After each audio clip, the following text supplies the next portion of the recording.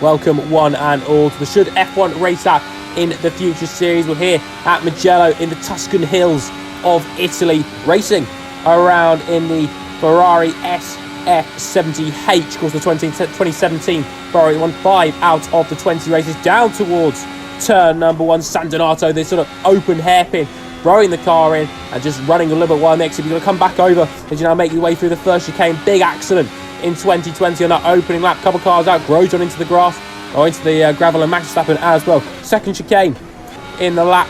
Quite open chicanes, high-speed chicanes, and really carrying high speed through the exit now as we get towards Casanova.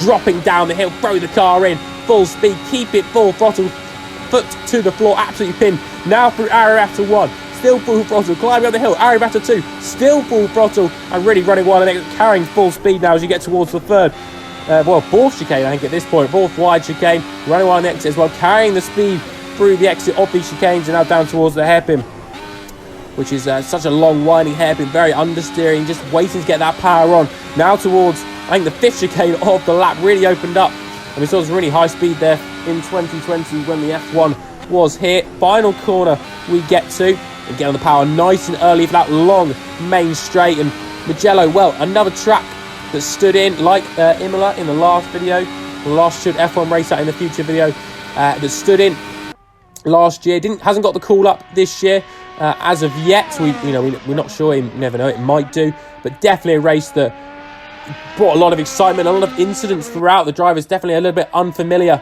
to this Mugello circuit, and it was fantastic to watch. It must have been great in qualifying and during practice as well to watch the cars fly through these corners, such high speed, because the 2020 cars having a bit more downforce, a bit more speed than this 2017 car, but still unbelievable to drive. Look as he dropped down the hill. The speed is unbelievable, keeping the foot to the floor through these corners. The high downforce cars really taking advantage of this Mugello track, and it's fantastic to see in qualifying. And in the race, we thought it was going to be difficult to overtake. We didn't think we'd get much action, but that main straight was on. We even saw it in the F3.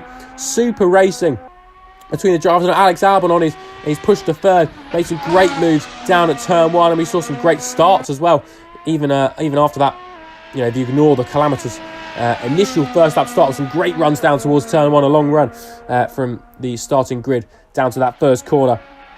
Definitely a track I'd like to see. I think, like Imola, of course, the technicalities and finances are going to be an issue, I think, in terms of fans and money.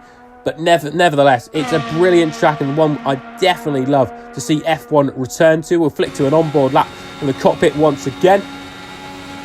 But I think that's the joy of these Italian tracks are so mega. I think it's the main three of Imola, Monza, and Mugello. You could even put Valonga in that category as well. They're just such great tracks, high speed, high energy, as well as the technical sections of the lap. But this, it's such an amazing track, and I think as we get to this new era of car in 2022, it could just be great to come back to Mugello. And just to have a go at it, sort of thing. It's maybe something we could test in the future. I know they like to go to places, that a bit more safe, a bit more known. But it'd be great to come to Mugello once again. It's fantastic to see the cars, and I'd always like to see a full capacity at Mugello. It's something that MotoGP normally go to Mugello. It's that's what Mugello's more known for the MotoGP riders there. Grand Prix was cancelled last year, or whatever you call it. I'm not too sure what the name is for the MotoGP, but nevertheless, it's a fantastic track and something I'd love to see back on the F1 calendar if we can have it. I think it's definitely one that could replace a bit, one of the bit more dull ones, maybe like a Sochi. Just feels a bit of a car park, something like that. It's a proper circuit. It's got the runoff. It's not got the runoff. That's the important thing. It's got the grass, and well, this SF70H, fantastic car to drive. Sebastian Vettels car as well, the number 5. Him and Kimi Räikkönen drove in 2017. Thank you for watching, and we'll see you for another Should F1 Race That video very soon.